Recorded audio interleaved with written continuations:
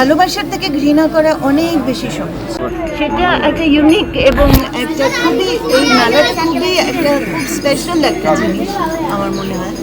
আমি এসেছি মেলার জন্য, যতখানি এখানে এত বন্ধু বান্ধব, আমি তো এখানে কতটা বাইরের আর কতটা ভিতরে এটাই বোঝা মুশকিল। মানে আমি তো এখানে আসলে এত দীর্ঘদিন ধরে আসছি, এইখানে ঠিক না কিন্তু মানে বাংলাদেশে।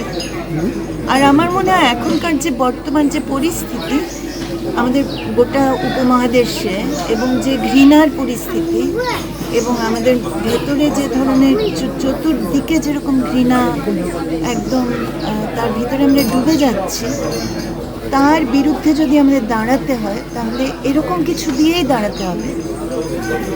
কারণ রাষ্ট্রের ক্ষমতা খুব বেশি, রাষ্ট্রগুলোর ক্ষমতা খুব বেশি, পুঁজির ক্ষমতা খুব বেশি।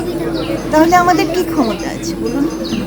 যে ক্ষমতা আছে এইভাবে মিলিত হওয়ার মধ্যেই একটা ক্ষমতা আছে। সেটা ছোট আকারে হতে পারে, কিন্তু এই দফায় দফায় বছরে বছরে আমাদের মিলিত হওয়ার মধ্যে দিয়েই আসলে আমরা চ্যালেঞ্জ করতে পারি।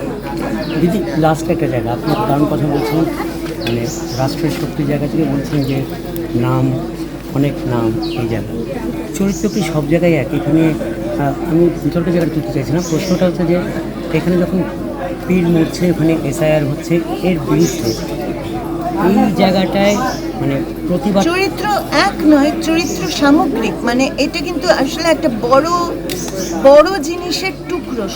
সবকটা মিলেই আসলে গোটা ছবিটা তৈরি হচ্ছে।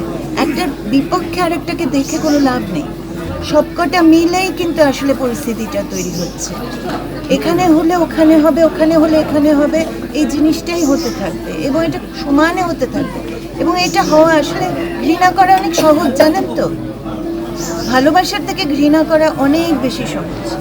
ফলে ভালোবাসতে আমাদের শিখতে হয়। আমরা নিষ্ঠুর অনেক সহজে হতে পারি।